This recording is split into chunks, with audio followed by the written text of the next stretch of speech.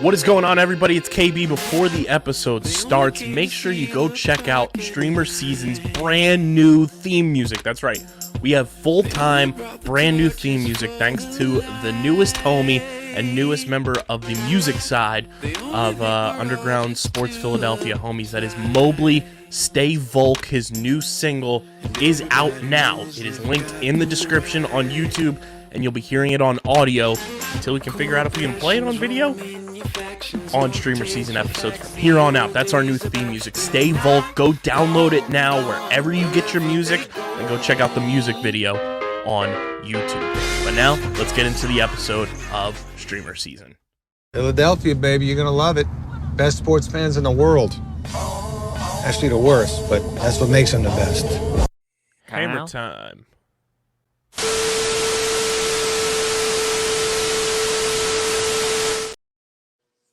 Oh, what is going on, fellow streamers? Welcome in to another episode of StreamerSZN, the exclusive streaming platform, TV and movie podcast on the Underground Sports Philadelphia Podcast Network. It's KB, it's Dylan, it's Christian. We're all back. Dylan, before we even dive into the business, I have to ask, how was your steak dinner? Dude, it was really good, and we went back to the same place again today, and I got gnocchi, so it was good. Oh, gnocchi. It was good though. It was way above my comfortable level that I would spend on my home on myself, so it was nice. Very nice. There it is. We've got some fun stuff to dive into. The Last of Us episode 4. We're gonna talk a little Poker Face, not Lady Gaga, and then we'll get into the streaming platform, multiverse news and notes. But before we get started, make sure you guys are following us on the socials at StreamerSZN, Twitter, Instagram. Follow Dylan on Twitter at Dylan Mazzola. Follow Christian on Twitter at @thewiz_PHI.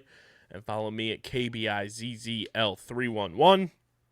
Subscribe to the podcast feed on Apple Podcasts, Spotify, wherever the hell you get your podcasts.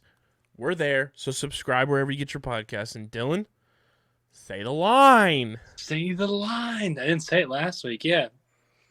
However you get your podcast, or however you are watching us, if you're on YouTube, any kind of review or comment, you're going to leave a suggestion on what the three of us are going to consume next. It could be a movie, it could be a show across any of the services.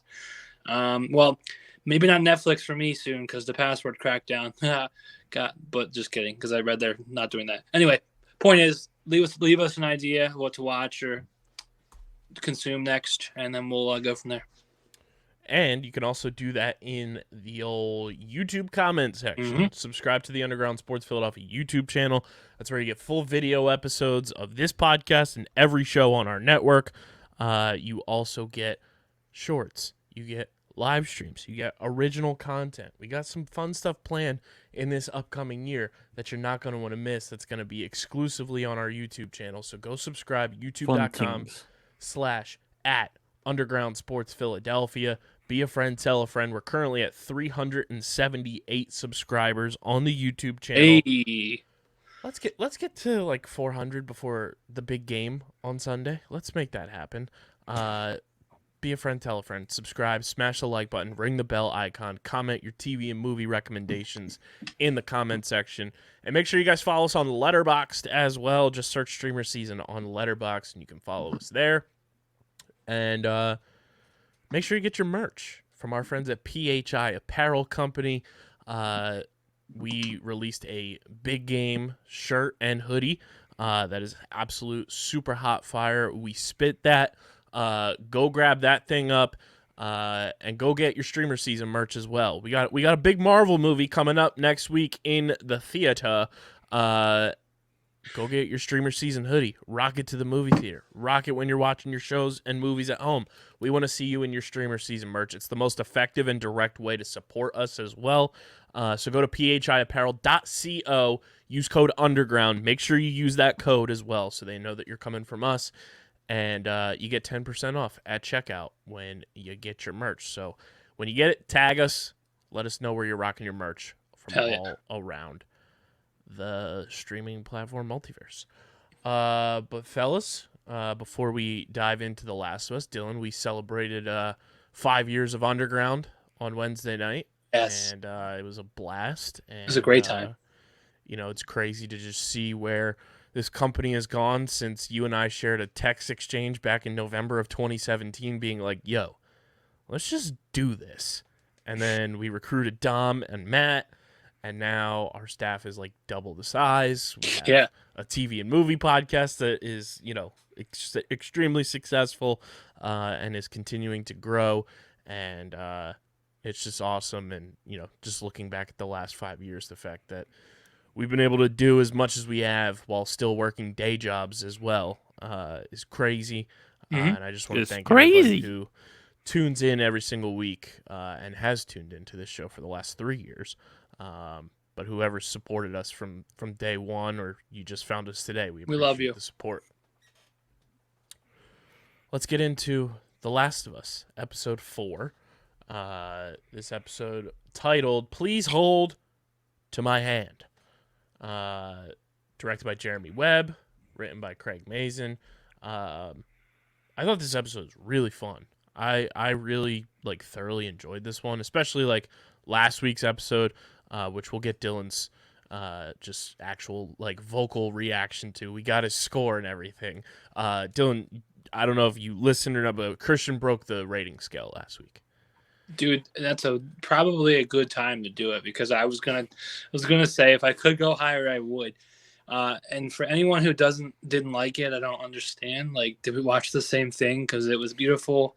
Christian and I texted about it too when we both watched it. When you were still waiting to watch it, he was explaining some things to me, making some good points, and I appreciate that. And it connected the episode fuller. But dude, that was just beautiful. It was great storytelling. It was a short time we had with those two characters, but you fucking ripped out your heart, man. That's just the only way. That's the only way to put it. That's really and it was just beautiful.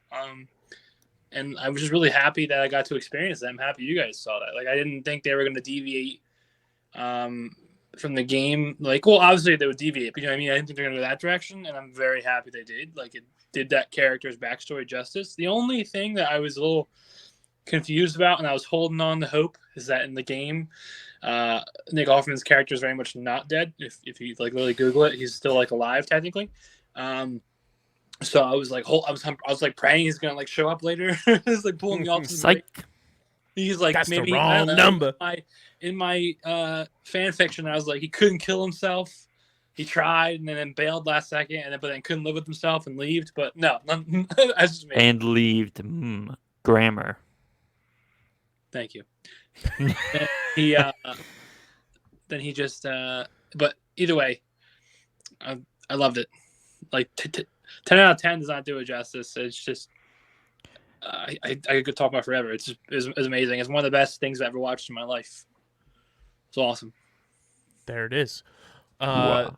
So episode 4, Please Hold to My Hand. How do you guys feel like this followed up last week's episode? Because I thoroughly enjoyed this one. I think great, because it was a different change of pace. Last episode was we're gonna emotionally destroy you noob, and then this episode was just yeah, we're gonna have some people get shot, and you don't think about it, but in this world, there's not much medicine, so you get shot anywhere, you're pretty much dead. So it's and there was a lot of witty humor in this episode too that I really, really enjoyed. A lot of witty humor, and I realized I had a new fear. I don't think I would be able to sleep out in the woods like they did, given the circumstances of the world. And if they follow the video game, the next episode should be pretty crazy too. The way I kind of think about this episode is it very, very much feels like part 1 of a 2-part episode type thing. We would used to get, but they aren't explicitly labeling it as a part 1, part 2. But this very clearly is setting up the next episode, and you can't tell me otherwise. I just didn't like the leader lady. I don't know what her name is. She looks like a soccer mom. Her name is Lynn Ramsey. Kathleen. She's a character. I don't remember if she's like that in the game, but it's just no. So she's not an actual character in the game. Okay, that's why. But see, here's the thing. To counter your point, there's a line. There's a line she says. Uh, well, she basically made a comment along the lines of like, she is a leader because of her smarts, not because of her looks. So who the fuck cares what she looks like? Oh, I wasn't going by looks. I was just going by in terms of like she didn't have the gravitas. Like she didn't seem like she commanded a room. That's why I was intrigued, because she had like the burliest crew of like rebels, and there's a woman who looks like she would be driving a soccer mom with like 3 kids late to practice. Like, but I'm not judging her based upon looks. I'm judging her based upon the fact that she just didn't seem like tough, like in terms of like how she spoke. But that, to your point, you just kind of explain that. So maybe that is the reason why, or that probably is the reason why. So that does make more sense. It was just something that threw me off. That was my only. That's my only like nitpicking, I guess. Yeah. Fair. You think an apocalypse of 20 years with zombies in a town that is allegedly zombie freed. I don't know. I was expecting like someone like missing a leg or something, or an eye patch. I don't know. That's just me. Not actually, but I digress. Not actually, but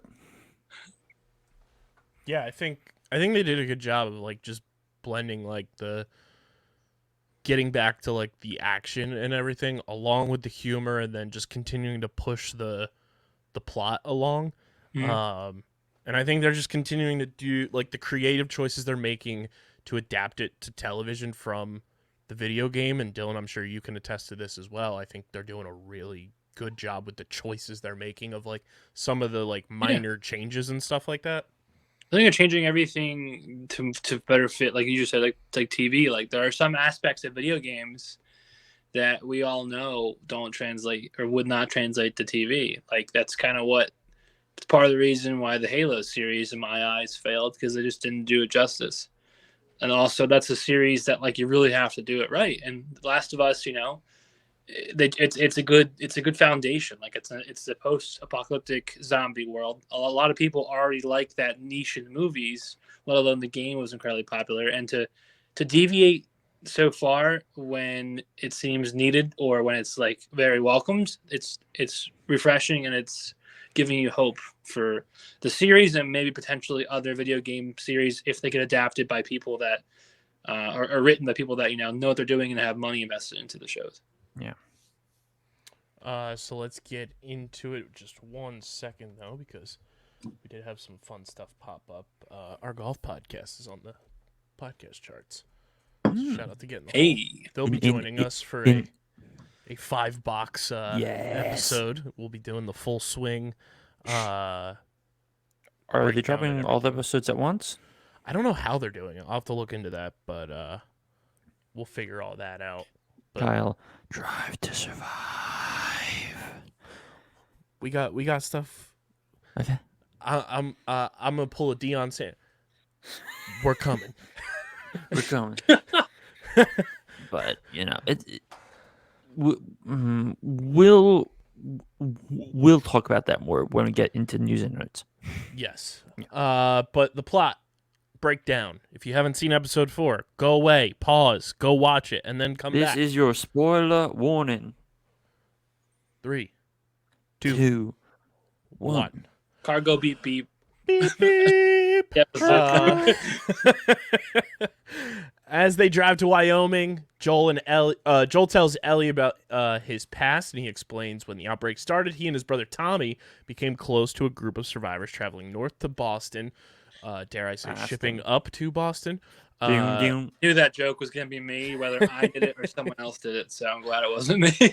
Where they met Tess and Marlene. Tommy, looking for something to fight for, joined the Fireflies, but gave up on their cause before striking out on his own. And when they stop for the night, Joel warns Ellie that anyone they meet cannot be trusted. The next day, their truck reaches the ruins of Kansas City. Not the only time we know them. City's going to be in ruins this week. Go Birds. While taking a necessary detour, Ellie sees an injured man begging for help, and Joel tries to drive past him, springing a trap. It's a trap! That was scene from the video game, too. Very cool to see.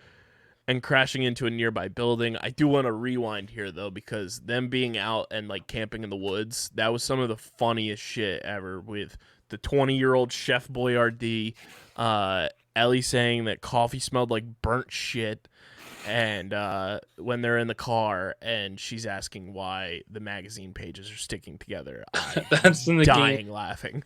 I'm so happy they put that in there. That's great. It was very funny, and it's just further developing the relationship they have with each other. You said that's in the game too? Yeah. Yes. That's incredible. Yeah, I think it's almost. I think she makes the same exact line too, and Joel and both is like, what? Joel's like, no, get away. It's cool though. It is interesting to think of the little things that like she wouldn't know what coffee smells like, because there's no one really, you know what I mean? You can't go get coffee at that point.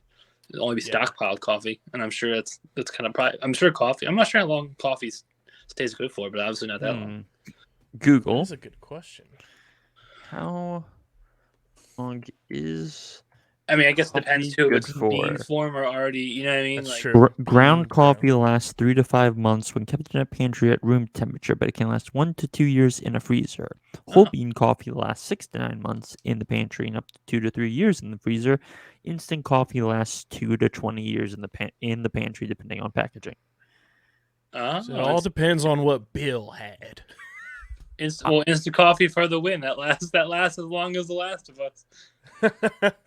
True. So then Joel tells Ellie to hide and shoots 2 men dead before a third, Brian, played by Juan Magana. What a name. That's a great name. So it's actually called The Last of Brian. Hold on, there's the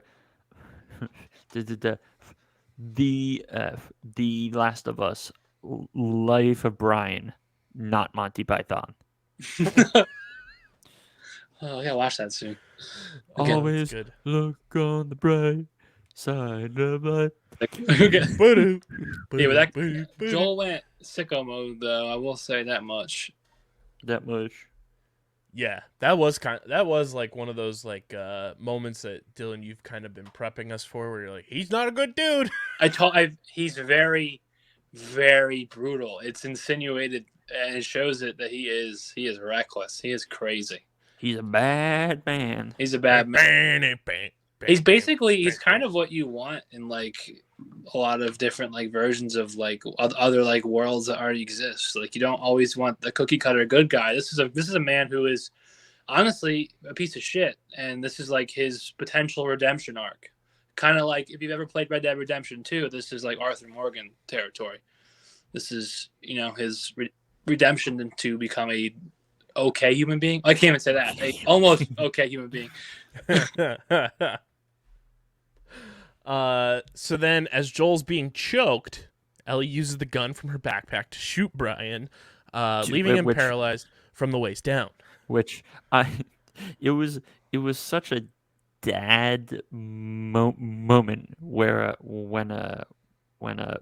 when Pedro gets up and just sticks his hand out, he's like, hands be saying, "Give me the gun. You're not supposed to have that." It made me chuckle so much. I was chuckling at the fact that dude, the last guy, literally threw his knife. He's like, "You want my knife?" And then Pedro Pascal was like, "Yes, I will murder you with it." And I was like, that didn't go out the way you planned, did it, buddy? He's a knife. He went 21 Savage on him. Joel takes the gun and sends Ellie away before stabbing Brian to death as he screams for mercy. Joel and Ellie escape as more bandits, part of a group that overthrew the government control of the city, arrive to find the bodies. Their leader, Kathleen, played by Melanie Linsky, is informed of what happened, and she concludes her enemies, including Henry Burrell, who she believes gave up her brother to be executed, are responsible for contacting the killers and orders her followers to search the city for them.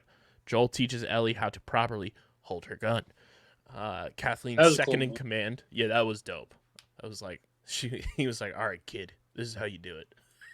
Except she's still very much a child, and he's like, "Don't put it in your pocket," and she's like, "I'll put it in my pocket."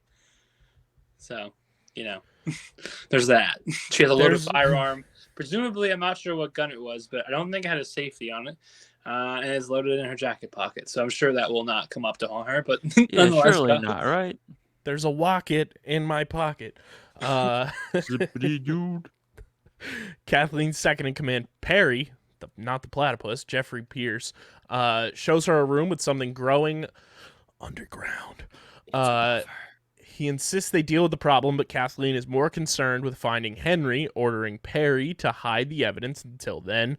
Joel locates a high-rise building where he can get a good view of the surrounding area and find an exit route. He and Ellie find an old apartment before they sleep. Ellie makes Joel laugh for the first time with a joke from her book of puns. Waking up, they find Henry, Lamar Johnson, and his brother Sam, Kevon Montreal Woodard, another phenomenal name, holding them at gunpoint, and that boy said, shh. Did you notice he had the superhero things around his eyes? No, I didn't. Yeah, so when the lady walks in the upstairs building, she's looking at the drawings of like superheroes, and if you look at that scene, the younger boy had like fake superhero like goggles, like red goggles, like outlined, or glasses, whatever. It was a cool little detail. This is another moment. I hope they deviate from the game because that's all I have to say. But no, it was cool how they tied the two worlds together, and it was nice seeing Joel and Ellie bond more. Not nice that the soccer mom lady is hiding the fact that we're about to get our first boss battle essentially on the television show, because we're gonna see a big boy zombie, a big chunky boy. So it's gonna be interesting. I actually watched this live on Sunday night, and when they ended with Homeboy just shh, I was like, you can't end it off like that. You can't do this to me. But then I was very happy to find out that we will be getting episode 5 early. That was the coolest text. The big game. That was the best text I've gotten in a while. So that was fun to get that announcement there. I was bummed because I watched it live on HBO. Like actual, they don't do the after show thing, which is why you don't watch it on HBO. Yeah, I know. It was just one of those things where I like clicked it real quick and it just happened. And that's why you so pull up HBO Max on your TV and you watch it on HBO Max, Kyle. Well, that's what I normally do, Christian, but I just had it on HBO, and I was just like, oh, okay, it's live. Here we go. I've never done this. I really liked this episode a lot. It was a lot of fun. Like we mentioned, it had humor, it had action. There's something in the ground that's gonna be a big old scary beast. And then it ended on a nice little cliffhanger too. That's the part that I was like, come on, lady. Like, I know you want to find these kids, but like, come on now. You just bragged about how Kansas City is zombie free, and then you have a very evident going to break through the floor, typical horror fashion moment. She's like, nah, it's okay. We'll get it fine. Tomorrow for sure, she said. Tomorrow for sure. No, it's good though. I think it's hard to follow up after that masterpiece of the last episode, and famous last words. We'll deal with it tomorrow. And the next day. And the next day. And then when she wakes up and she sees half of her motley, like her biker gang, essentially. That's what they look like. When she sees like a third of them are infected, she's gonna be like, you know what, bearded man? Maybe I should have dispatched it early, but you know what? We didn't find the kids yet, so we really fucked up. But from what I learned from my friend who plays the game, that bearded guy is Bill's voice actor in the game. That's awesome. It's either Bill or Frank's voice actor. I don't remember which, but in the game, I know you find. I don't know if you talked about this last week, so I apologize. In the game, you find Frank dead. Joel and Bill and Ellie are like escaping zombies, and they go through a house. Long story short, in the game, that's why episode's so awesome. In the game, Frank and Bill were not so happy. Frank would sneak out of the house and just go do things. I forget what, whether it was supplies, do other people. I don't know what he was doing, but he snuck out of the people. He snuck out of the house and then wanted to move to Boston, or like run away to Boston, and then got infected and then hung himself. much different than what we saw. Well, I guess not. It ended in suicide for his character either way, but that's why it's just crazy to think. But I think it probably is Bill's voice actor then. I do know they used like 5 voice actors from the game in the show. Yeah, which I really like that aspect of it too. It's cool because voice actors usually get like no love in terms of like most people. The average person, I would say, doesn't even yeah. Honestly, if I told my parents who Troy Baker was, they wouldn't know. Like, I mean, you guys know who Troy Baker is, but there's definitely like an age gap, and I just feel like unless you're a more notable voice actor, like no one knows who you are. Troy Baker has the second best Joker voice. Second best Joker voice? Mark Hamill. I was gonna say, yeah, Mark Hamill. Which, if we're being honest, he's just kind of doing the Mark Hamill voice. Yeah, it is kind of, actually, now you say that, it's kind of similar. Yeah, like compared to like John DiMaggio's Joker voice, and it's like vastly different. Mm-hmm. He has, in my opinion, one of the top 2 Joker voices and laughs. So I like who's the actor that was just in The Boys as the Soldier Boy? He voice acted Batman recently, or Jason Todd did really well as that. Ackles, right? Is that the name? Yeah, Jensen Ackles. Yeah, he did voice acting on one of the new animated stuff, and he's really good at that too.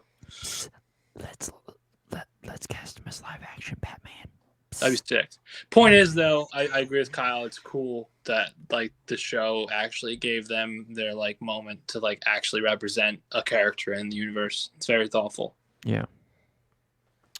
So that brings us to our Last of Us episode 4 ratings. It's brought to you by our friends over at Tomahawk Shades, the best small batch eyewear in the game. Guys, when you're watching your favorite shows and movies at home or even on the big screen, you should be protecting your eyes. You only get one pair, and those blue lights that come out of the screens on our phones, computers, televisions, they're going to mess your eyes up. So go to TomahawkShades.com and check out their Blue Light Plus glasses. They're going to protect your eyes. You're going to sleep better because of it, and your eyeballs are not going to be strained out of their sockets when you're watching your favorite shows and movies. And you guys can go to TomahawkShades.com and use code USP for 25% off your order. That's TomahawkShades.com. Use code USP. They also have prescription lenses as well. So if you need prescription lenses, you can get prescription blue light glasses and do the damn thing. TomahawkShades.com, code USP to get the best small batch eyewear in the game. A quality product for an affordable price. Shout out to our partners over at Tomahawk Shades. Christian, I'll start with you. Your score for episode 4 of The Last of Us. So this may be controversial, but I'm like this. This clearly is the worst episode so far in air quotes, but it's still a good episode. It's just clearly part 1 of a 2-part story, and it's kind of It's kind of a bunch of exposition. Doesn't give us much. It's more focused on building the relationship between Ellie and Joel, but it's still very high. So I want to give it an 8, which I feel bad doing, but in the context of this show, I think it's fair. I think an 8 is. It's funny that like an 8 is like, oh, sorry, but like, yeah, I know. hindsight, that's still incredible score nonetheless. Yeah. Dylan, how are you feeling? Same lot, like thought process, not as low, but I was gonna probably dip into the high 8s. I was gonna go like 8.7, 8.8. I'll finalize 8.8. I think it's not worthy of a 9 because it's like Christian said, it kind of felt meh in terms of like we are waiting for the other half of it, and it wasn't the most story driven one. Like it was just more about like a bonding experience. Like it was a bonding car ride and then bonding action. It was not bad. It's just it's also it just has the bias of following up last week's episode. So it's like so Christian, you gave a flat 8. Yeah. Then see, I only like dealing in halves. So 8.25, I guess, just to give it a quarter. All right. Which in our book rounds up to an 8.3 Sure, whatever. plus What- 8.8. Whatever makes you happy, Kyle. Dylan, I'm on the same page as you. I was gonna give it an 8.8. I really liked it. It was super fun. I think it was a good like mid-season episode too. Like you and I talk about that a ton Yeah. for so many different shows. Like that, how do we feel at the midway point? And I think this is a solid like middle of the season episode, encapsulating so many different like emotions and just like genres in one episode. So big fan. Which puts our scores at a 25.9. Divide that by 3. That's an 8.63333333. So it's And an that's probably 8.6. right where it deserves to be for that episode. That's a very fair average, honestly. And it's probably I like the it. lowest of the season so far. Yes, it is. Which is just still hilarious. I'm going to say it again because it's just funny that, like, it's a good show and we're all like, man, this week didn't deliver. 8.8, 8.2. It's like, what?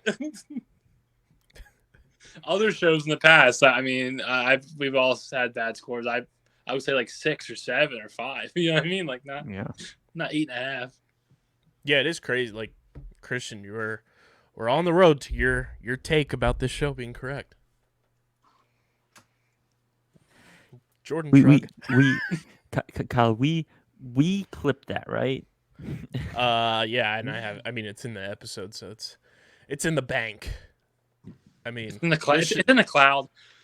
Kyle, oh no, Kyle, nope. Do you get the joke there? So No, judging by that reaction. I'm gonna say nope. In the No movie dice. Nope, there's a scene. There's a scene where Daniel Kaluuya slightly opens up his car door, looks up and sees the thing, looks down, closes his door and says, Oh, nope, yeah. Nope. So there it is. The Last of Us episode 4, an 8.6 out of 10. Which brings us to Poker Face, the all-new hit show on Peacock. Which Dylan, we'll just have to have a set, because do you have Peacock? No. We'll just have to we'll have a pre-date for Cocaine Bear to get ready for our date, and we'll just binge Poker Face because I have. Well, I'm fine with that. Here. You're all good, fellas. I turned on NHL in the background. I'm still here, but I'll mentally not. He's still here. So He's just go still ahead. here. Let it out. I'll be trying to build the Flyers into a good team, so that's distracting as it is. Can you just mute just in case? Yeah, I have the volume off, but yeah, that's fine. Well, no. I'm talking about mute your thing in case you make a noise or something. Hold on. Or we can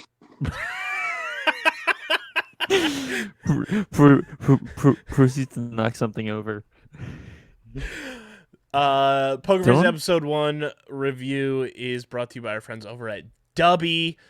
Guys, you're always wondering why, your energy drinks are making you crash and giving you jitters and all that kind of stuff. Well, that's because you're not drinking clean energy. That's what Dubby is doing. I got my tub of the Dragonade, and it is sensational. And you're probably wondering, guys, why are you talking about this? Energy's always no. Dubby's doing it the right way. Dubby was formulated to give you focus and energy with no jitters or crash, and their formula contains vitamins, amino acids, and nootropics, including the patented neurofactor, which in a clinical study was proven to enhance brain performance by 143%. Dubby also is 0 calories, 0 sugar, no maltodextrin, no fillers, no artificial colors, and they're waging war on big energy. Guys, their starter packs are back in stock as well, which comes with a shaker and 2 packets, which are the Dragonade flavor and the Beach and Peach. which is mango and peach flavored, which sounds delightful. They've got their Big Energy Tears Blue Raspberry flavor, the Dragonade, which is so far my personal favorite. They've got the Passion Joy tea, and they also have, if you're trying to, not be caffeinated, but just trying to get that hydration with a little flavor, they've got the Monkey Madness Hydro Hydration, which is strawberry banana. Hydration. Hydration.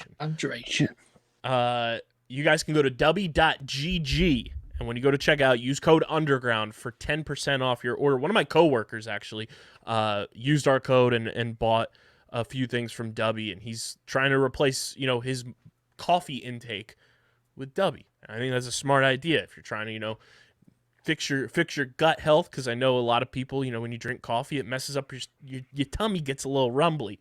I've had no issues so far with Dubby. It tastes amazing. And a little hack here for the people at home: put your water into your shaker first, then put the Dubby powder of choice, whichever one you have, then put ice into your shaker. Helps it dissolve a little bit more and get that actual flavor in there. Then shake it up and then stick it in the fridge. The fridge. Good night. Delicious. It was fantastic what I had today. So go to w.gg and start cleaning up your energy intake with our friends from Dubby. Christian Pokerface episode 1, I just watched it right before we started recording. The vibe of this show, I can already tell Dylan's going to love it. It is right up his alley of just like fun, murder mystery type of stuff. It's from our good pal, even though he's not our pal yet, but director of Knives Out, Ryan Johnson. Damn, homie just likes mystery stuff now. It's good for him. He's always been a big Agatha Christie guy. So I know what his favorite board game is. Probably. I mean, if we look through the non-Star Wars movies he has done, he did Brick, which was his debut film, which is kind of this like noir mystery thing set in a high school. You have Looper, which is this sci-fi film about a guy dealing with his future self. And then we get Knives Out and Knives Out 2. So realistically, most of that stuff has some type of mystery element to it. And now he gets to do, and I'll just say this now, Kyle, it is 21st century Columbo. Yeah. It's got that vibe to it. The cast that is on the cast list on IMDb is Something crazy. else. Dylan, I know you love looking at an IMDb cast list. I do love. That's like my obsession. I just do that. When you see this cast list, man, it's crazy. It's like Columbo meets Knives Out almost, because Knives Out always has these massive, cast lists and everything. Mm-hmm. It was amazing. Let's tease it for him, right? So the main characters that you kind of deal with throughout every episode, the main actors are Natasha Lyonne, Benjamin Bratt, and Ron Perlman. Okay. Oh, Ron Perlman. Interesting. We 4 or 5 episodes in, you've heard his voice, but you're yet to see his face, right? Mm-hmm. And here's the list of people who show up for basically one episode: Adrian Brody, Oscar nominated this year, Hong Chow, Megan Shuri, Colton Ryan, Dasha Polanco, Dasha Polanco, Brendan Michael Hall, John Ratzenberger, Lil Rel Howery, Danielle McDonald, Chloe Sevigny. Dude, I love Adrian Brody, so the fact that you just said him, I usually... Me and you both, I'm Dylan. a sucker for him. I don't know. The big nose gets me. I love his movies. Right. He's a good actor.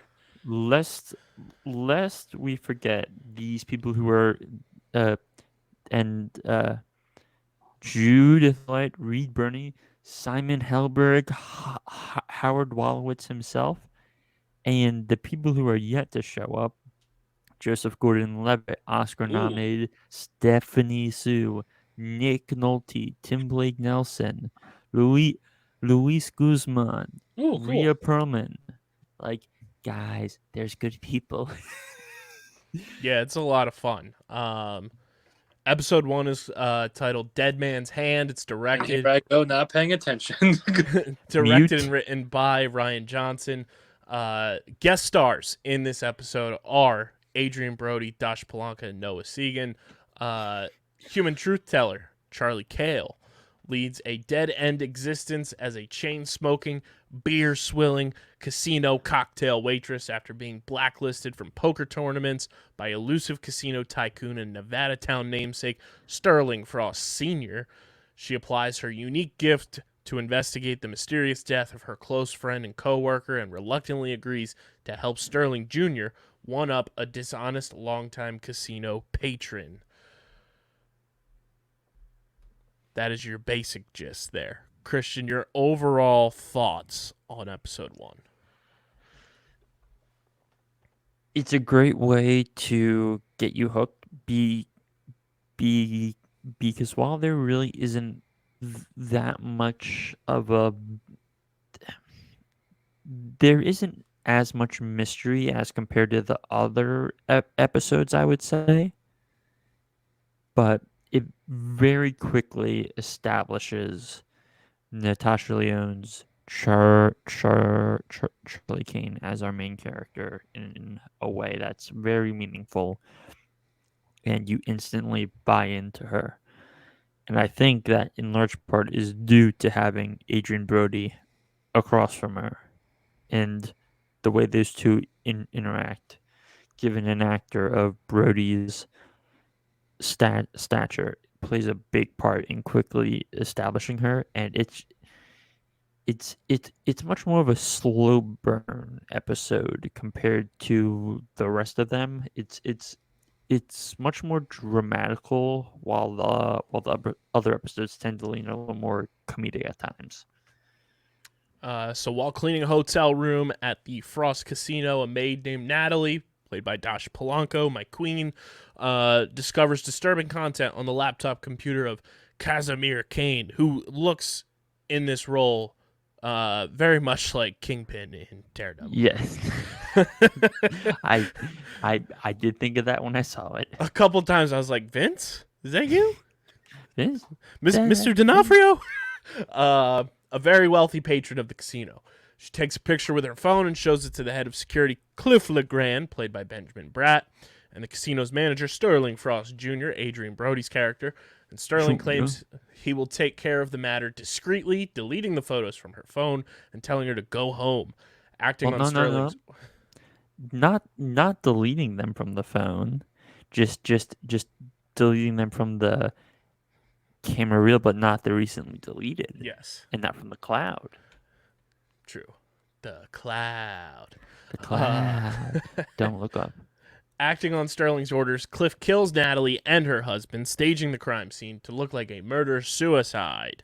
Earlier that day, Natalie had given a ride to the casino to her friend Charlie Cale, Natasha Lyonne's character, who works at the casino as a waitress. And shortly after they arrive, Natalie's abusive, alcoholic husband, Jerry, burst into the casino, demanding to see her. Charlie distracted him until Cliff and the security guards were able to take his gun and throw him out of the building. Charlie has the ability to detect lies, which Sterling wants to utilize to fleece Kane during the illegal poker games he holds in his hotel room rather than gamble on the casino floor. Appealing to her senses of loyalty to and fear of Sterling's father, Sterling Frost Sr., who had spared her life when he caught her using a lie detecting skills playing poker at the casino several years earlier, Sterling persuades Charlie to join his plan. Although she feels some unease that he twice interrupted their meetings to take mysterious phone calls, Charlie could tell that Sterling is telling the truth, the whole truth, and nothing but the truth when he confessed to hoping to impress his father, who considers him to be barely capable of running the casino. Your daddy don't like you, and he likes everyone. The next day, Charlie learns that Natalie's murder, with the police concluding that Jerry killed her and then killed himself. Charlie suspects something else must have happened since Natalie called her before her shift was over and left the casino in a hurry. She goes to the police station, and although she is denied access to the evidence locker, she sees a picture of the crime scene depicting Jerry with his gun in his right hand. Charlie knows that Jerry was left-handed. Sterling is informed of her visit and angrily orders Charlie to stop investigating any further and focus on the plan. Ignoring his warning, Charlie sneaks into Natalie's home. She retrieves Natalie's tablet computer and eventually able to unlock it. That was one of the funnier scenes where she's just constantly trying to unlock this goddamn tablet. Which my instant reaction was, you should have been locked out of this thing for like 30 years by that point. Yeah. That's one of those things where it's like, Yeah. this device has been locked for 52 years, seven months, Yeah. 43 days, and 12 hours, And 9 6 minutes, seconds. and seconds counting. As they, let me see here, ignoring his warning, Charlie sneaks into the home, tablet, and everything. On it, she finds the deleted photos from Natalie's phone, including the criminal content on Kane's laptop. She takes this evidence to Sterling, who claims they will report Kane to the FBI after their operation that night. And while at a bar, she sees a news report of the murder-suicide that includes video footage of Jerry's outburst and the expulsion from the casino. As they prepare their operation, Charlie confronts Sterling, telling him she knows he ordered Cliff to murder Natalie. She shows him the footage of Jerry's expulsion as he passed through the metal detector. The indicator light did not illuminate, proving he did not have his gun anymore because Cliff kept it.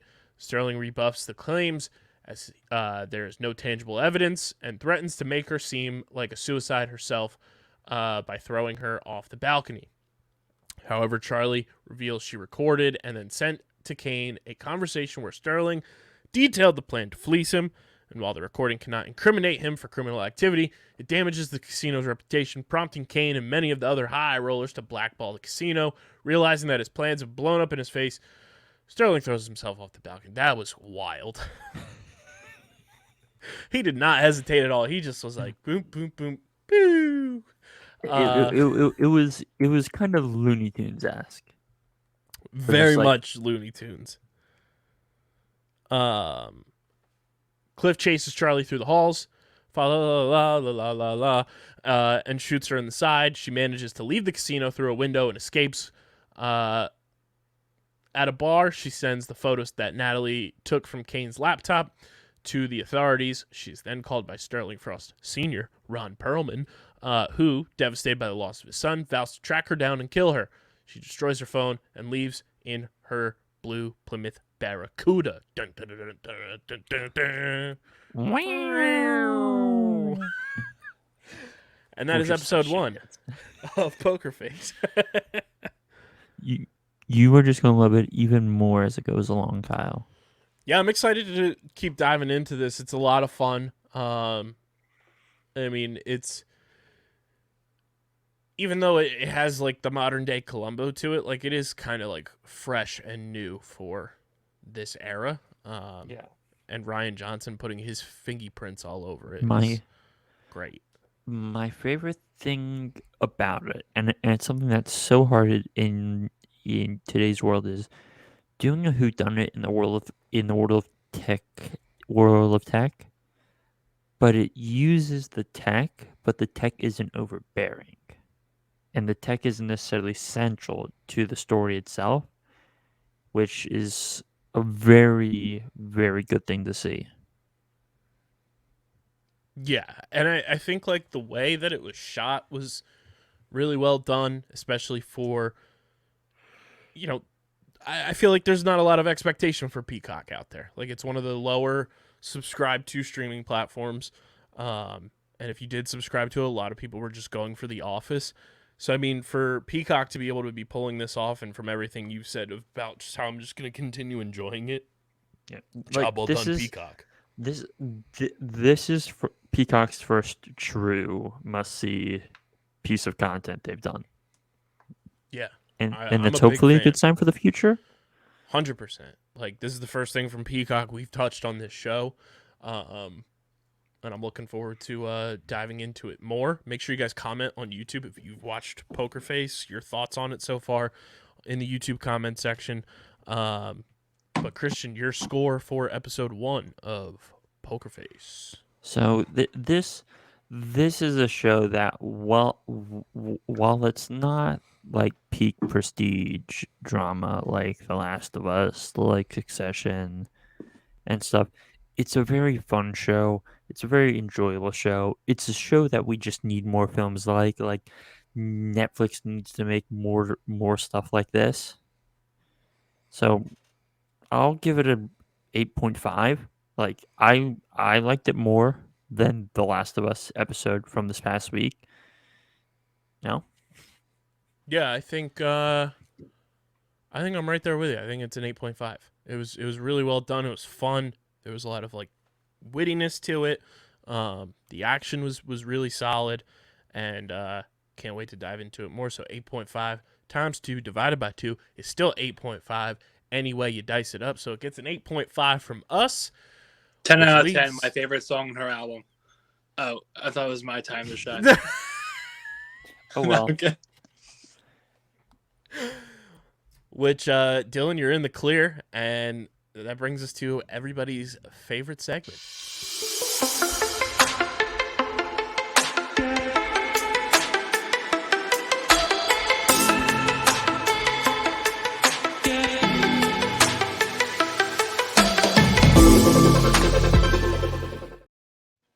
It is the streaming platform Multiverse News and Notes, brought to you by our homies over at Kenwood Beer, Dylan's favorite beverage of choice when he's watching a big game and watching the birds. Oh, just kidding. This is water, but still, I do love that beer. Apparently, this week they announced as well that in Eastern PA, Kenny's are now available at Home Goods. So you can go to your local Home Goods in Eastern Pennsylvania. You can go to your local liquor store in the Philadelphia area. I need it in please now. Use that all new and improved Kenny tracker. So you've got Kenwood beer on tap in the Philadelphia area. Stack up on Kenny's for the big game, ladies and gents. And stack up on it for your favorite shows and movies right at the crib. You got to be 21 or older to do so, of course. And please, please drink responsibly. We mentioned it during our breakdown of episode 4, but The Last of Us episode 5 will be streaming on Friday early due to the big game happening on Sunday. This one is pretty interesting. Showtime is planning multiple billions spin-offs, including ones titled Millions and Trillions. I don't give a fuck. Yeah. I don't give a fuck. Me either. Showtime's already a dead brand. Save a show like Yellow Jackets. They haven't been relevant in a while. I'll just wait till they merge with Paramount Plus. Yeah, that's exactly what I was going to say.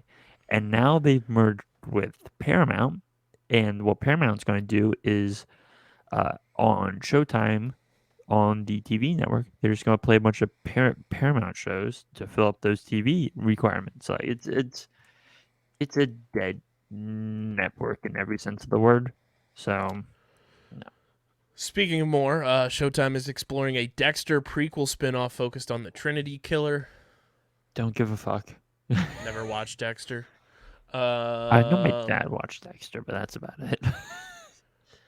Bryan Cranston and Aaron Paul return as Walter White and Jesse in a big game ad, and Bryan Cranston said that this ad is going to be more than likely the final time that he plays Walter White.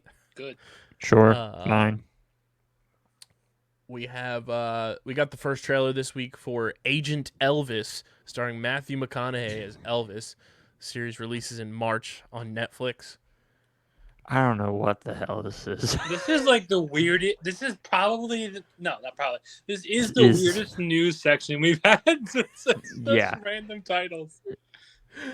I saw the trailer for this. I'm like, huh? What?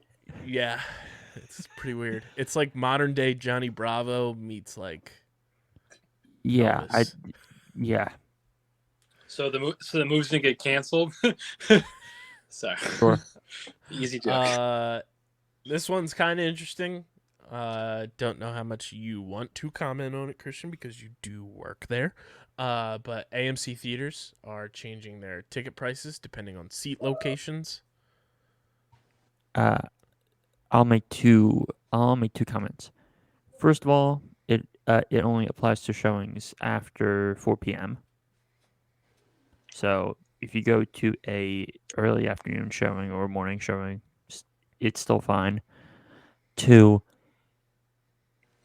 can you guys just please do variable ticket pricing instead? Like, out of due respect,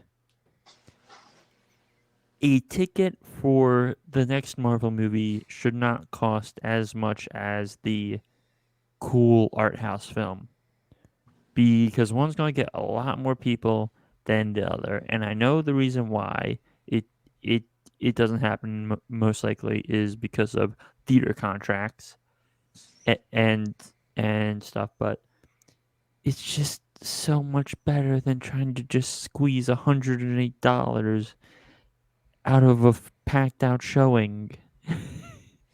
like like like like if you do variable ticket pricing, and let's just say as of now a normal adult ticket is 13 something with tax for a night showing of whatever Marvel premiere. If it's like high 14s and you have a 300 seat theater, you're making more money than what you're doing with this thing. So, Yeah, so the breakdown here is there's going to be standard sightline, which is the most common seats, which will be a normal price, value sightline, which is front row, and select ADA seats, which is the lower price, and then preferred sightline, which is middle row seats at a premium price. which what I'll say about this is, as someone who likes to typically sit on the aisle and towards the back, this doesn't impact me as much. Like, I'm not someone who likes to sit in the middle of the theater. But I will say, if you're coming in a large group, it's not as good anymore. Yeah. But hey, they want you to sign up for AMC Stubs A-List, which, guys, if you like going to a movie theater and you go, let's just say 2 to 3 times a month, all right? In Jersey, it costs $25 a month. You can see up to 3 movies free per week. So you literally have to go to the movie theater 2, 3 times a month, and it pays for itself, and you don't have to deal with these price changes.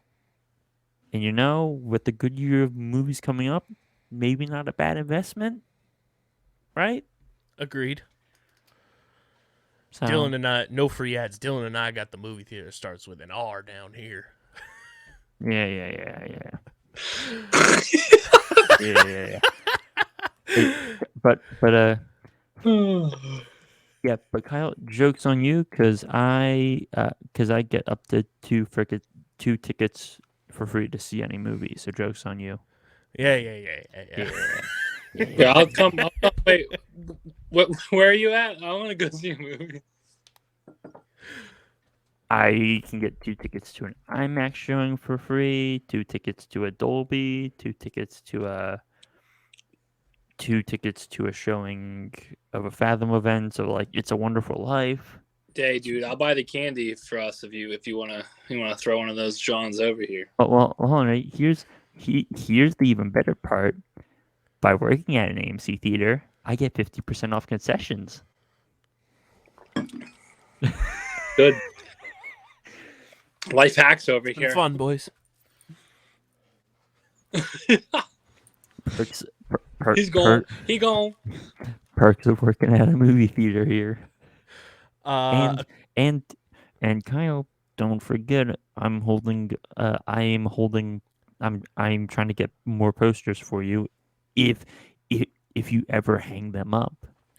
Yeah, we're working on that soon, which is exciting because we actually did stuff for the anniversary pod down here. According to Deadline, Quinta Brunson and Tyler James Williams will voice Hawkman and Hawkgirl and Harley Quinn, a very problematic Valentine's Day special. Did you guys see the trailer for that? Oh my god. Oh my god. I'm surprised it's being animated, dude. I was watching it the other day.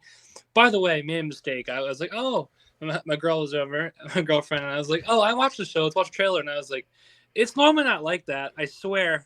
It's not like that normally. So that's giving an idea. Like, what the fuck goes on? Oh my god.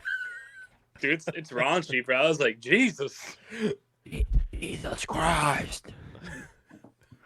Black Panther Wakanda Forever is the most watched Marvel film premiere on Disney Plus worldwide. I still haven't seen that yet. It's now available on the Disney Plus machine. Well, now you have your chance. Dylan, are you ready for are you ready to feel old? You like doing this. You have some sick pleasure with this, but go ahead. Go ahead. 14 years ago this week. Hold on. So 2009. Yes. So I was a freshman in high school.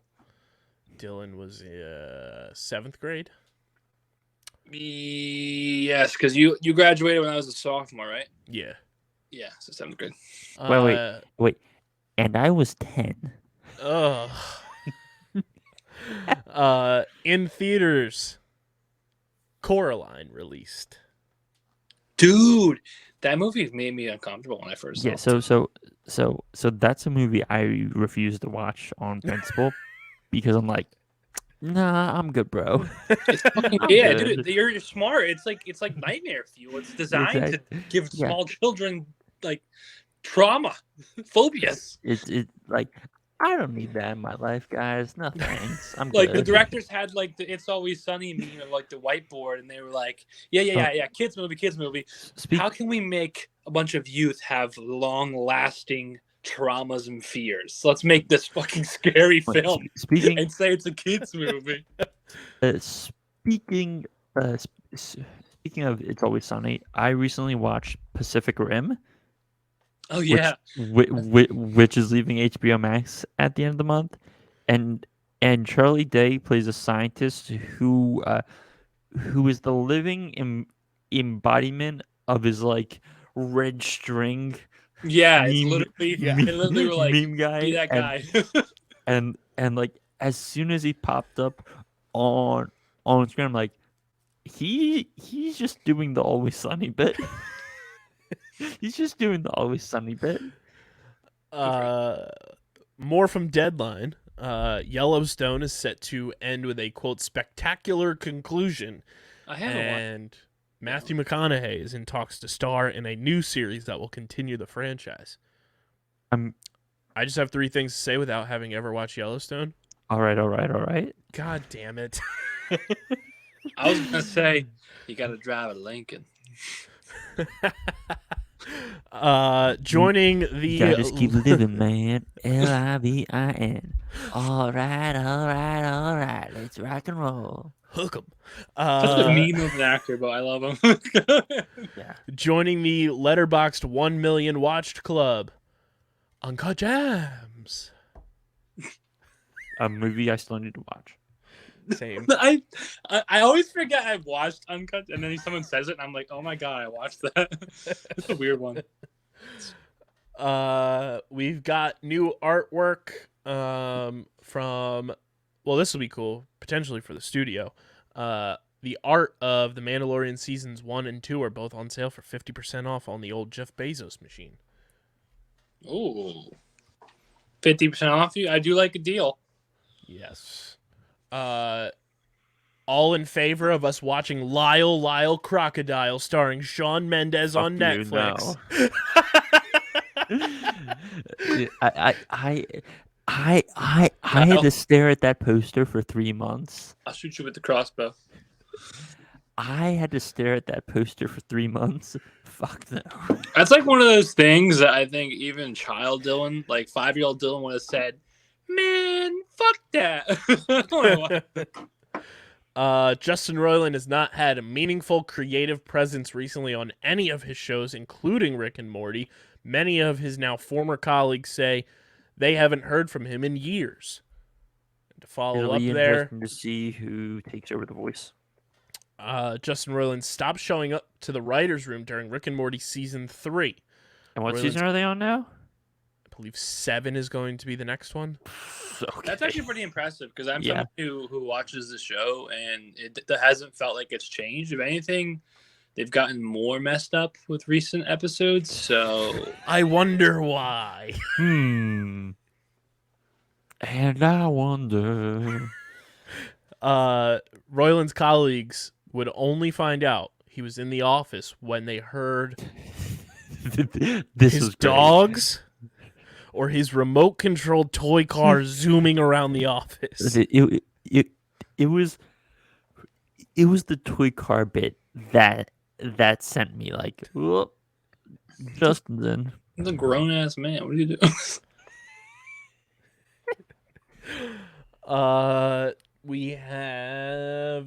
We got our first trailer premiering on Paramount Plus on April 6th for the Grease prequel Don't series, Need it. Don't need Rise of the Pink Ladies. Some Fucking- things are better left untouched. Some stones should not be turned. it. You don't say.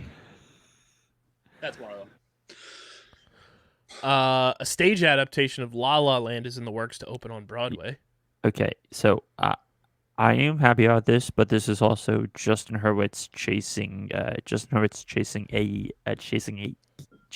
EGOT because he already has a Grammy and an Oscar for La La Land, which that's good. I think And he'll probably get a Tony for this, and then he just has to do the music for a TV series, and he'll win for that. So, Yeah, shout out Viola Davis as well. EGOT. Let's go. Ew. According to the Rap.com, the Fantastic Four begins filming in early 2024. Have they even have no released clue who's what the playing the fucking character cast yet? is? We have no idea who the cast is. We have God, no I'm fucking clue. impatient. Low key, I hope we just don't find out until they start filming. It'll That'd be leak hilarious. or a set shot will get So, around TikTok or Reddit or Tinder, Jesus, on Twitter. Swipe left or swipe right for this casting? John Krasinski as Mr. Fantastic. Right. one thing I've started doing with one of my friends, and we may be able to do this depending on what day we record next week, because that'll depend on the results Yeah, on on Sunday. the birds, yeah. On the darn Eagles. Yeah, because we could be recording on like Tuesday, or we could be recording on our usual day, and I won't be here for like the episode. Hey, yeah, go birds. Bird. This one we sent in the group chat earlier this week, yesterday, because this is when it came out. Warner Brothers Discovery has now decided to keep Discovery Plus as a standalone streaming service. Fuck. Ladies and gentlemen, we've done it. Dude, my rant worked. It's working. Dylan, how many? I mean, is this the one step forward? What are the 5 steps back now? I'm gonna cancel like everything. Last of Us is literally shattering it, and they'll be like, season 2's no go. No. Which I'm not sure if this was in the past week or we talked about it on the last show, but did you talk about it on the last show? Last of Us got renewed. I don't know if For we did or season not, 2. but it has been renewed for season 2. Oh, that's gonna. It's That's probably gonna be season 2, The Last of Us Part 2, right? Probably. That's gonna be interesting. I hope they do not follow the video game. We got a fun quote. This might be the quote of the week. Harrison Ford says, quote, Yep. I don't have a social anxiety disorder. I have an abhorrence of boring situations. Yes, that's me. Love Harrison Ford. His videos crack me up. Whenever he's in an interview for a movie that's not Star Wars or Indiana Jones related, and he always gets asked those questions, and he always gives a snarky response, but then he always doubles down. He's like, "I just don't care. I just don't care." And I'm like, "He's an old man. Let him be. Like, he doesn't want to talk about Han Solo." That exact quote is how I feel. I Fair. I just hate boring scenarios. That's all. It's fair. You only have so much time on the earth. Why put yourself in that situation if you can avoid it? You season 4 now streaming on Netflix. I have been told by countless people we need to watch this show for the pod. You? Yeah, Me? like the show Me? You. You? Them? Us? My dog Blue. That's my Blue's boy Clues? Blue. If you know where that quote's from. But yeah, read you has probably been one of the most universally recommended shows to me. that personally. actor is one of the guys who's rumored to play Mr. Fantastic. I don't Yeah. know his name. Like Penn Badgley, is that his name? Yeah. No, that's someone else. Yeah, okay, there you go. I don't know why we're doing this. Either a Splash remake is moving forward at Disney. Sarah Rothschild will write the script. Wow. Another remake, another unoriginal idea. Jesus Christ. We got our first look at Owen Wilson as Carl Dangle for Paint, and he looks like Bob Ross. Yeah. Is Bob Ross, essentially. We brought this up earlier. Disney Plus lost 2.4 million subscribers in Q1 of 2023. That's what happens when you don't put things out on the platform until Q2. So they made up for it. They probably sent out an email to all their employees, and they're like, "We lost some money. Some of you are gonna lose jobs." It's like people will be back on March 1st when The Mandalorian season 3 starts.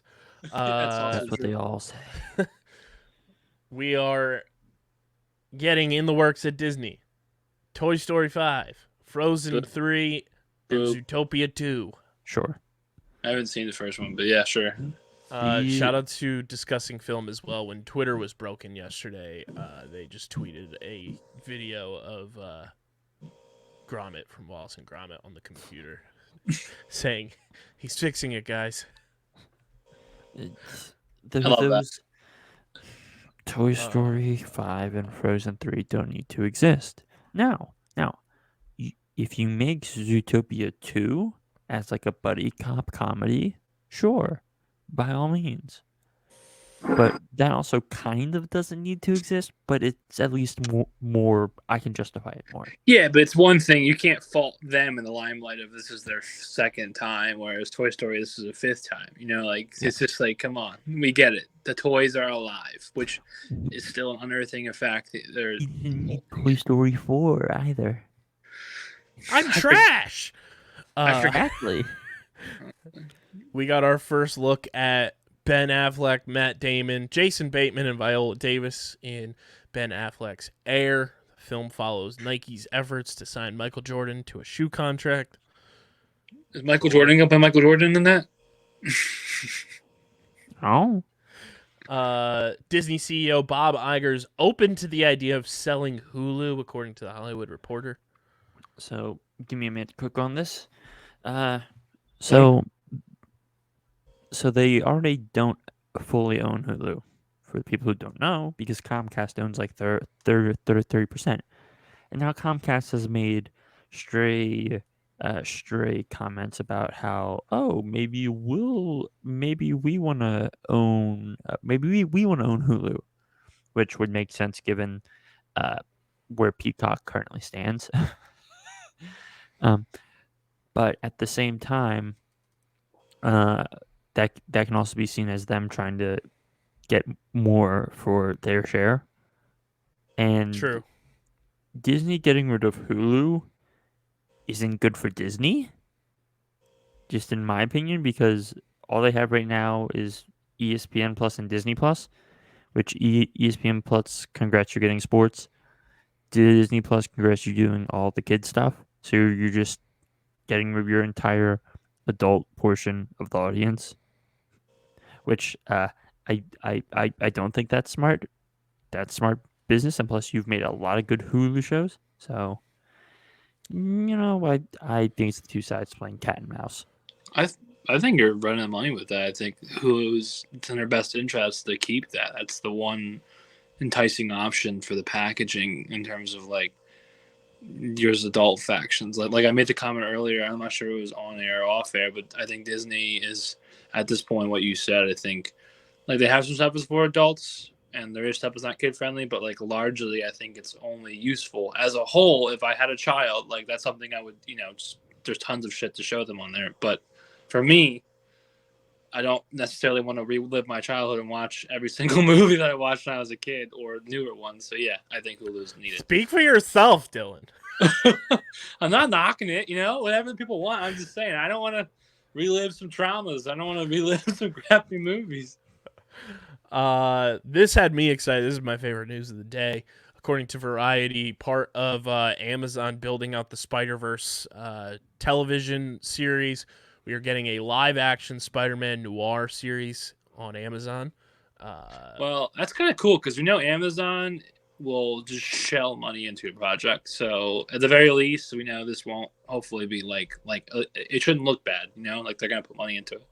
Yeah, and serving as writer will be Oren Uziel, which is pretty cool because my dad's name is Oren. You barely see anybody with that name. I'm pulling up what he is known for as we speak. And then Phil Lord and Christopher Miller will produce. Excellent. So we stand Lord and Miller on this podcast.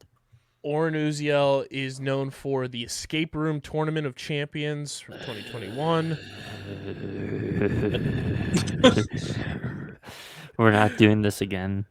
The Cloverfield Paradox in 2018. That's okay-ish. But and Christian's favorite movie ever, oh, no. 2021's Mortal Kombat. Oh, okay. So you have one. Guys, you have one movie. Guys, this is a problem. This is a problem.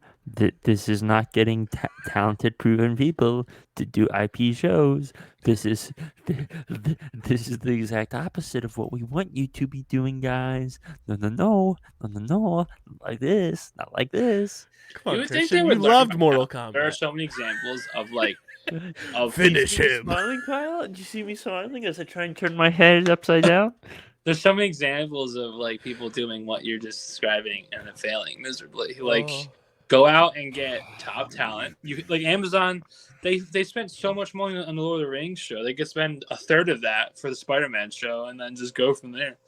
Or just like hear me out. Like, here's the thing with like Reacher, which is a really fun show. It was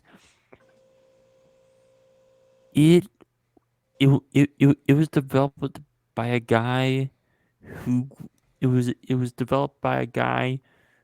did work on like some well-known shows. Who did work on some well-known shows like 2002. He did work on The Sopranos. He did 2 years of Law and Order. He was involved in Scorpion. Like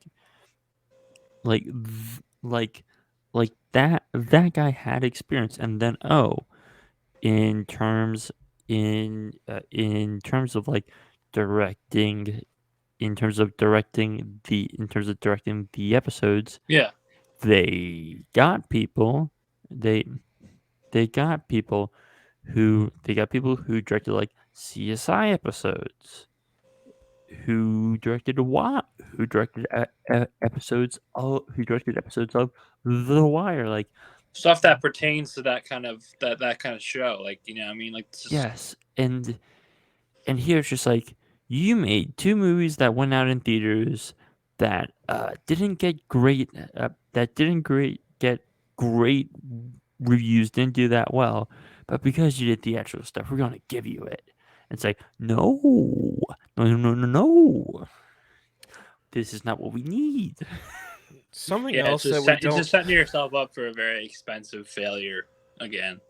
Something else we don't need is more Fast and the Furious movies, but we're getting Fast 10 because, of course. Well, But well, why are Aquaman and Captain Marvel in Fast 10? How the the only reason these films still exist is because they make a bananas amount of money outside of the U.S. and that's why they still exist. And theoretically, this is like one of the last 2 or 3 films. As far But as we like, know. guys, I just hope end it, so, dude. please. I beg you. It loses. I lost interest after the first one. Oh, it's so bad. Actually, no, I do like Tokyo Drift. I will be honest. That's the only one I fucks with. Let's see here. We have, I don't know. I know it's like commercials and stuff, but why are we getting like teasers to Super Bowl commercials? I think it's bull. We had this conversation yesterday. I said it briefly. I think it's annoying that we have the like. You can go on YouTube right now and type in Super Bowl commercials and watch all of them. Like there shouldn't be a thing. Like they like I don't know. It's a pet peeve of mine. It's so bad. Did you guys see any of Pedro Pascal on Saturday Night Live? Yeah. I saw that he played a Latino mother or something like that. That was funny. I was watching. I thought his monologue was phenomenal. Pedro's king. Pedro is king.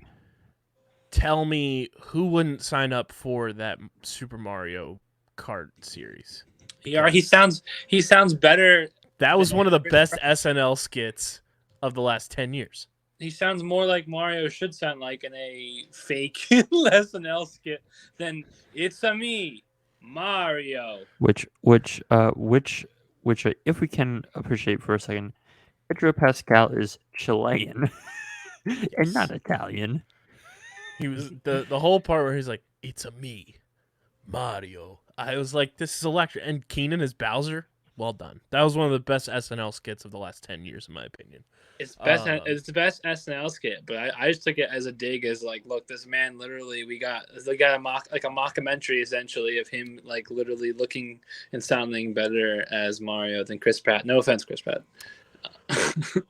Part 1 of You Season 4 debuts on Rotten Tomatoes at 85% on the tomato meter and a 70% on the audience score. Very interesting. Also love that the poster is him in front of the London like underground sign. It's very on brand. We have our first look at Glenn Howerton in BlackBerry. The film follows the rise and fall of the company that created the BlackBerry. Why? Those things were crazy for a hot minute. Like, why? We got our first look at Star Wars Young Jedi Adventures. Series releases on Star Wars Day on Disney+. Tomato boo. Keke Palmer and Sacha Baron Cohen have been cast in Super Toys. Move on. So I'll just say this. It's a film directed by David O. Russell, who is a bad human being. Just go onto Google and basically search what he has done in terms of being abusive towards actors and or family members. Comicbook.com reports that Patrick Stewart says he's been told to stand by regarding another potential Professor X return. I mean, to which I respond, I'm not mad about it. I mean, he's the GOAT. Yeah. Yes, but it's the same thing at the same time, so maybe not. Can I interest you in James McAvoy coming back instead? I would love that. I just don't know. X-Men was, granted, with the licensing and the changing of hands, X-Men was handled so poorly. So, we'll see. James Gunn, our Lord and Savior, says, Zack Snyder, quote, contacted me to express his support about my choices. He's a great guy. Again, he seems really happy with the massive world building he's doing now. Source, James Gunn. James, please don't answer the phone ever again. James Gunn will fix the DC. I swear it. Just don't answer the phone anymore, James. We'll be good. John Leguizamo says he almost starred as Vulture in Spider-Man: Homecoming. That would have been interesting. That would have been a lot of fun. I don't quite like. I think Keaton's perfect there. Yeah, I like it too because it makes me think that the Birdman movie ended a different way.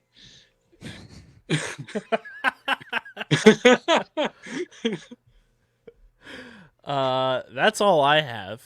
Does anybody else have anything? I wanted to say like two things, and you actually covered them towards the end, so I'm good. Sick. Christian, did I miss anything from your end?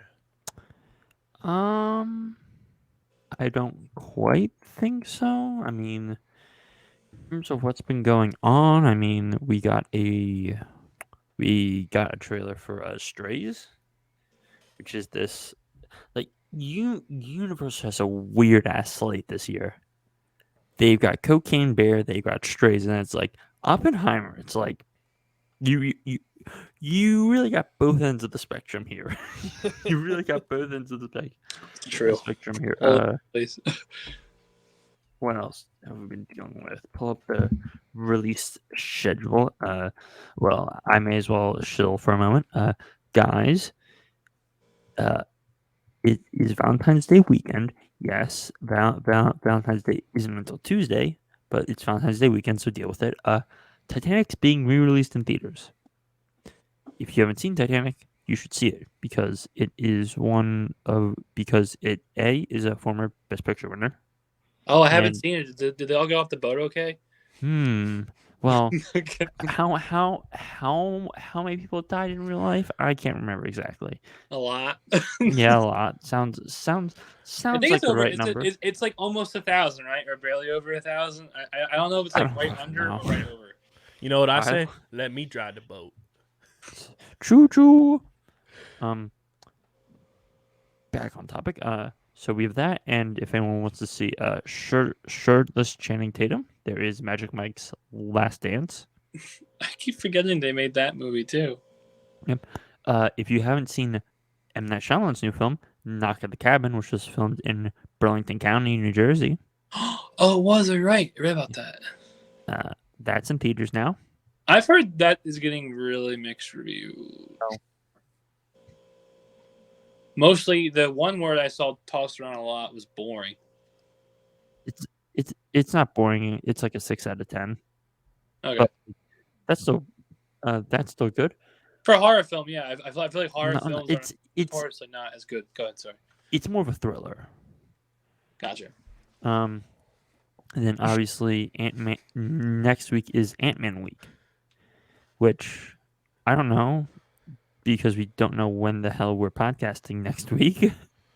That's a good point. I think Ant-Man. I think the theory, Kyle, I always tell you. I think he's just like the most forgotten like superhero in terms of. Well, fun stuff for the pod before Quantumania comes out. I will have my official Ant-Man and Ant-Man and the Wasp reviews for the pod because those are the final two Marvel movies This is a long time coming that I have not seen, and I will be fully caught up. Kyle, and I've been waiting for Quantumania to be closer for me to watch them. That way I have everything fresh in my brain. Kyle, let's turn those reviews into social content, right? Oh, they will be. Yeah, okay. But what I was going to say was because we don't know the status of when the hell we're going to record, and if we record on some days, I may have already seen the film. But I plan on going on opening day. And I may be seeing a staff showing on Tuesday or Wednesday. So flex. But what are our predictions for post-credit scenes? For Ant-Man? Because I'm already gonna say this. One of them has to be tied to Loki. Yeah. Because that's coming soon, and that's the only logical connection for one of them. But the question is, what else are we getting? Because the only two movies that are done filming are Guardians and the Marvels. I don't know how that ties in. And then we have all the TV shows, which coming is Secret Invasion, Echo, Question and all mark. that. So one of them is most One's likely definitely Loki. So then it's a question of one of my friends had a great guess. Stark Tower is bought and named the Baxter Building. Yeah, that's been a long-running theory since Spider-Man Far From Home, because we don't know who bought Avengers Tower. There's a lot of theories of it being the Baxter Building. There's Joke's theories on you. that... I bought it. God, I have money like Fair, that. fair. My tower. There's rumors that Kingpin bought it, but then that was kind of debunked after Hawkeye. There's another theory that a Kang variant bought it, because in Loki season 1, in the Void, we see like the Kang Tower, the QENG, that a Kang variant is there. I wouldn't hate that. I'm also thinking something with, like, they gotta give us something with Secret Invasion. Like, we got one trailer for that so far. We have no release date yet. I'm a simple man. I just want Owen Wilson's character from Loki and Loki riding a jet ski together. Wow. We need to have somebody draw that for us to put it on a shirt. Wow. I just want that. I want that, and I want an apology from Kevin Feige that they were rushing content and they're actually going to stick to delivering quality over quantity. Those are two things I want in the end credit scene. I think that is it in terms of things. So there it is. That is all we have for you guys this week. Make sure you're following us at StreamerSZN. We're 25 followers away on Twitter from 200, which means Dylan puts the podcast in his bio and lets everybody know he's a host of this podcast. Spoken for. Make sure you follow us on the socials at StreamerSZN. Follow Christian on Twitter at @thewiz_PHI. Follow Dylan at Dylan Mazzola. Follow me at KBIZZL311. Subscribe to the podcast feed, Apple Podcasts, Spotify, wherever you get your podcasts. We are there. And Dylan, say that line. And wherever you are finding us, you should also be leaving, obviously reviews, but in the reviews, letting us know what you want us to watch next, whether it be a movie or a television show. We'll get it done. And you can also do the same thing in the YouTube comment section. Subscribe to the Underground Sports Philadelphia YouTube channel, youtube.com/@UndergroundSportsPhiladelphia. That's where you get full video episodes of StreamerSZN and every podcast on our network. Original content, live streams, shorts, you name it, video-wise, it's on our YouTube. Be a friend, tell a friend. We're trying to hit 400 before the big game. I think it's very doable. 22 subscribers away. Go subscribe, smash the like button, ring the bell icon, comment down below, and get your merch at phiapparel.co. We want to see everybody rocking that kick-ass StreamerSZN hoodie, your big game merch, as we get set for the Birds to play on Sunday, and hopefully take it home for the Philadelphia area, baby. Go get your merch, phiapparel.co. Use code UNDERGROUND to make sure they know you're coming from us. And you also get 10% off with that code at checkout. But this has been another episode of StreamerSZN, the exclusive TV and movie podcast for streaming platforms on the Underground Sports Philadelphia Podcast Network. For Christian, for Dylan, I'm KB. We're going to go avoid some zombie fungi. But until then, we'll see you next time. And make sure you follow us to know when the next episode is being recorded. We'll let you guys know for sure on our socials. But until then, peace. Peace.